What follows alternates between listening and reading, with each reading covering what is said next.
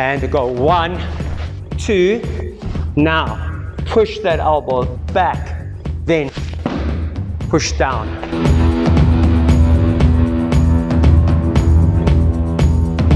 Today we'd like to cover a little bit of bunkai, kata seipai, and we're going to try and keep it very, very basic and very simple. First movement, 1, blocking and striking, and the idea of this hand coming down blocking, this hand either on the inside or on the outside and striking. So I'm going to use Sensei Zoe to come and attack. As Sensei Zoe is attacking, 1, blocking, hand on the inside and striking into the neck and drop. So if we switch over to left side, please. As the attack is coming, you may block and grab and bring this hand in, drop and strike, and you're attacking into the neck. So this would be the idea. That would be the most basic and most simple idea.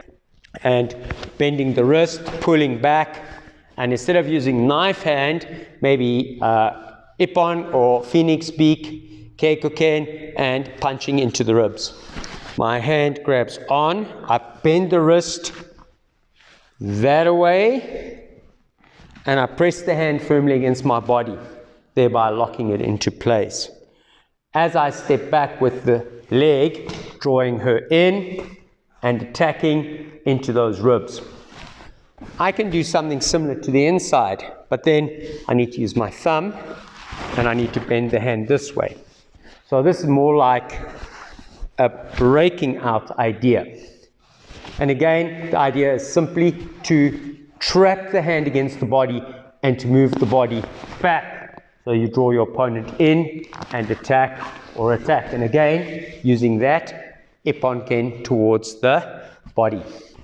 Next idea. 1. Stepping up and doing this, and maybe combining up to here. Onto my hand, grabs on, striking into the groin. Okay, this side, so you're grabbing on. Instead of grabbing onto my hand, bring my hand up, stepping in and striking into the groin. It's very basic, and the idea is repeated a little bit later on. Okay, grab it across, on, down, and attack. Okay, so she's grabbing across the line, grab on, use this to help bend the arm. Maybe I got a little lucky. Okay, taking the side of your hand, pressing across the arm this way. So we're basically creating a wrist lock, stepping in, and elbow strike upward into the face. Okay, so this idea here. 1. Okay, so 1, 2. From here, 1, 2, or 2, 2. Okay, round and strike. General, most commonly accepted Goju principle. I remember Sensei Chin teaching this at the South African JKA Hombu dojo many years ago. I was fortunate enough to train as one of the Goju students there to help, and we did this movement, and I got asked, why are you changing the line? And it was like, in Goju, the line is not important. Breaking the line and being outside of the line of the attack is. Where my friends from Shotokan like to preserve the line. As a Goju practitioner, we love to break the line. Right leg back. She punches chodan.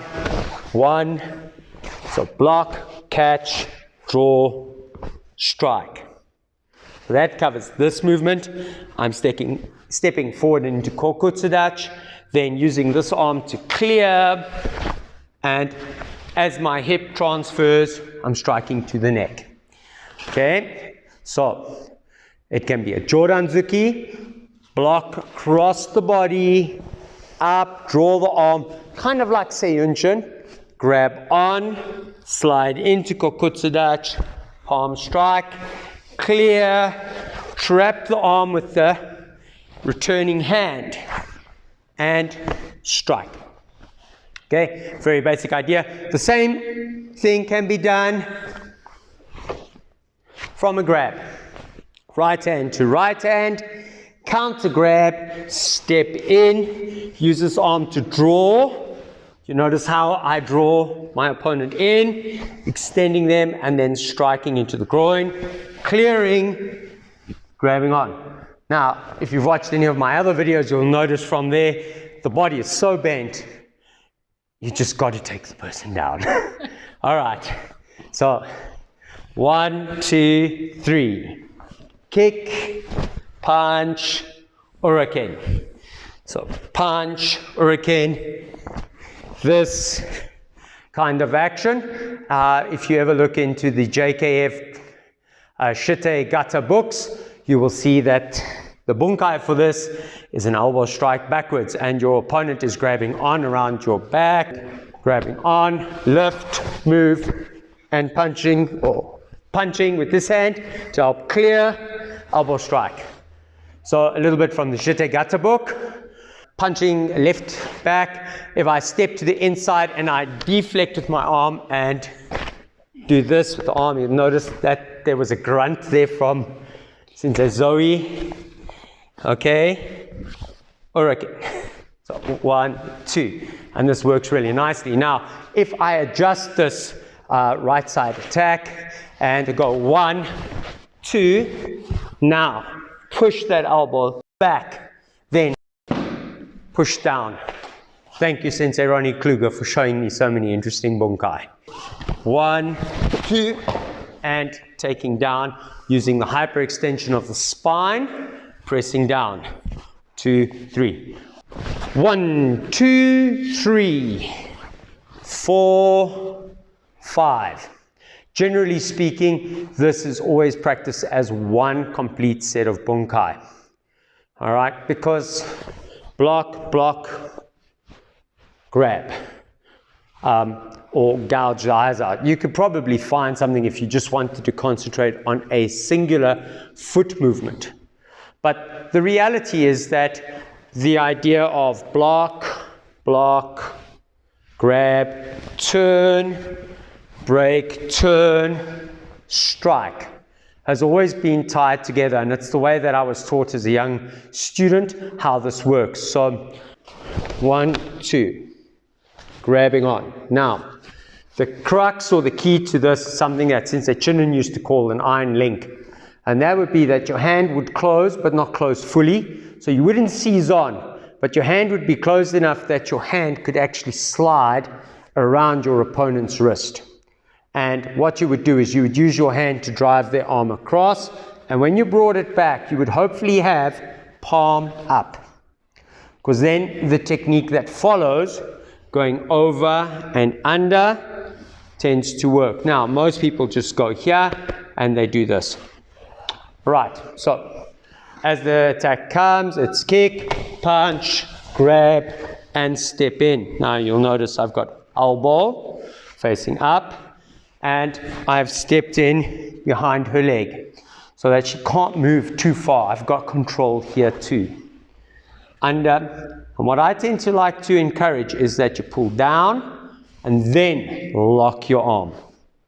And then press your entire arm system.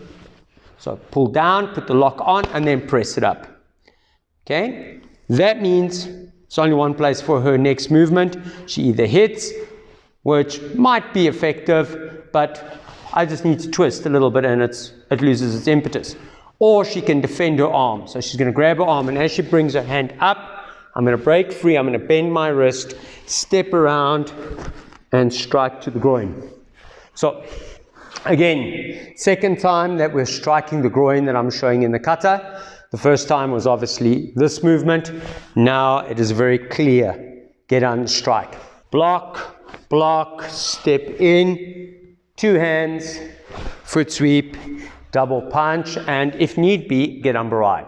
1, 2 on its own can be done as a block and a strike. And it doesn't have to be anything fancy. So my opponent is kicking maegeri, and I move to the outside, block, and I strike. Could be as simple as that. The idea that we tend to like is the idea of a maegeri or izuki again. So a kick, land, and punch, and we're blocking and we're striking, and then we're going to draw in onto our opponent. We're going to use our elbow, and we're going to use our bottom hand to pull and take our opponent down. So the idea comes that it's a kick, one, punch, move in. And as I've moved in, you'll notice I put my hand behind her knee to catch her knee to lift, and this arm comes here. Now, nice and gentle, and then double punch. The reason for the next gedan berai could be that if your opponent lands and they kick up, you block the kick. Once you block the kick, hopefully their groin's exposed, just drop onto your fist into the groin. So as the kick comes, drop and catch. This idea. Now this hand is coming, so blocking in. Now, picking up, down, and again, double punch. Okay, if she decides to try kick, block, and you're striking into the groin. Okay? 1, 2.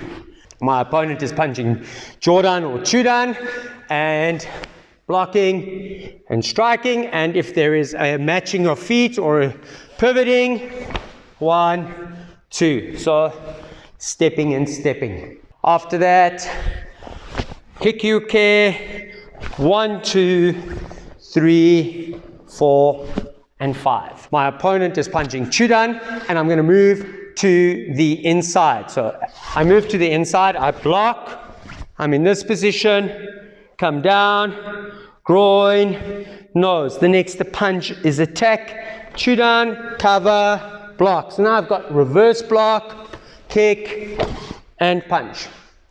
This is the most basic idea, I would think. You can obviously simplify it. You can go down to block 1.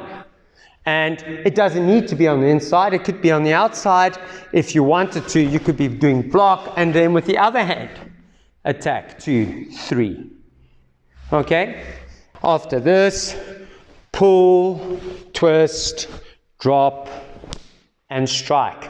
Something subtle that I saw when I was in Okinawa last year was that the arms go out slightly and then come in. And the explanation given was quite pragmatic, was clear the arms away from the person, push them out the way, then attack their head. Very, very non-pragmatic, but for whatever reason, if you ever find yourself in a position where right hand is up high and you are able to grab on, you're seizing, and the next attack is coming for your body, and you have the ability to grab and to pull for whatever reason, you got their arms crossed up, now they are fighting with you. Okay, so instead of forcing it, trying to get a throw, what you do is you use their energy. So you pull, they pull against you, you use that to bring the hand behind the body. Pull them back, up, clear the arms, and strike the head. So Jordan, 1, 2, 3, pulling, the fighting is happening. So this hand goes up and round, behind the head, twist, pull back, up, clear the arms, and strike. That pretty much covers the bunkai of Seipai kata at a more foundation level. If it doesn't look like it makes much sense because you're a yellow belt or an orange belt, you've been doing karate for a few months, please bear in mind this is a high-grade black belt kata. You should have a certain number of skills already, and you should be able to work with the information that we're putting out. You should be able to break it down and see all the value in the very basic ideas. Please, if you like more expansive ideas, go have a look. We did a video a couple of weeks ago. Hopefully Cynthia Zoe will put it in there. And in that video, you'll hopefully see some other interpretations. And hopefully they make sense, and hopefully they're acceptable by your school. Please don't forget to like, subscribe, leave a comment. We're grateful for all the comments. Please do yourself a favor. Stop by and read the comments. We have comments that are coming from some serious karate practitioners from around the world where they are sharing their knowledge. I've often said that the comments are worth more than the content that I'm putting out there. I honestly feel this quite a lot. So to our massive contributors, thank you very much. You make my Sunday and Monday morning when I read your comments. Arigato gozaimasu. Thank you very much. Oh yeah, by the way, one of our best comments of late, opening move is to draw your firearm, cock it, ready, load, recock, and ready to shoot in the next sequence. Just putting it out there. Sayonara.